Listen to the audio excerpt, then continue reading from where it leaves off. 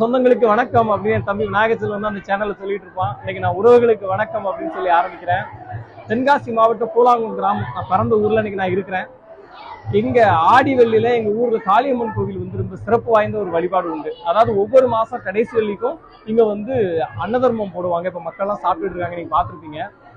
இந்த ஆடிவெள்ளியோட சிறப்பு என்னன்னா, அம்மனுக்கு வந்து வளகாப்பு அலங்காரம் மாதிரி வளையல் அலங்காரம் ஒண்ணு பண்ணுவாங்க.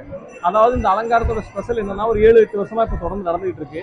இதோடைய ஸ்பெஷல் என்னன்னா, தமிழ்நாட்டுல எந்த ஒரு தம்பதிக்காவது நெடுங்காலம் குழந்தை இல்லாத ஒரு சூழல் இருந்துச்சுன்னா, அவங்க வந்து இந்த ஆடி மாசத்துல நம்பிக்கையோட அம்மனுக்கு வளையல் வாங்கி போட்டு, அந்த அம்மன் திருப்பி தரக்கூடிய வளையலை மனதார நம்பிக்கையோட போட்டா நிச்சயமா குழந்தை பாக்கியம் கிட்டும் என்பது அதுக்கு நிறைய பேர் இங்க சாட்சி இருக்காங்க. நிறைய பேருக்கு பிள்ளைங்களுக்கு, நிறைய தங்கச்சிங்களுக்கு, நிறைய அக்காளுக்குலாம் குழந்தைகள் கிடைச்சிருக்கு.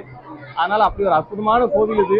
இந்த கோவிலுக்கு நிறைய வரலாறு இருக்கு, அதெல்லாம் பின்னாடி நிறைய பேசலாம். அந்த இறைவன் அருளால, காளியம்மன் அருளால அந்த கோவிலுக்கு ஒரு பாடல் பாடியிருக்காரு. எங்களுக்கு அமைஞ்சு அந்த மாதிரி இந்த கோவிலுக்கும் தண்ணிக்கும் நிறைய சம்பந்தம் உண்டு. ஏன்னா தண்ணிக்காக தான் காளியம்மன் ஊருக்கு வந்ததா ஒரு ஐதீகம் உண்டு. காளியம்மனுக்கு எதிரில் தண்ணி டேங்க் இருக்கு, ஊருக்கே தண்ணி கொடுக்குற டேங்க் இருக்கு. காளியம்மனுக்கு எதிரில் ஒரு கிணறு இருக்கு. காளியம்மனுக்கு குற்றாலத்திலிருந்து தண்ணீர் எடுத்துட்டு வருவாங்க. இப்படி தண்ணீருக்கும் அம்மனுக்கும் நிறைய பந்தம் இருக்கு. ஏழைகளோட கண்ணீரை துடைக்கக்கூடிய ஒரு அம்மனாவும் இங்க காளியம்மன் இருக்கா அப்படிங்கிறத இந்த இடத்துல ரொம்ப சந்தோஷத்தோட சொல்லிக்கிறோம்.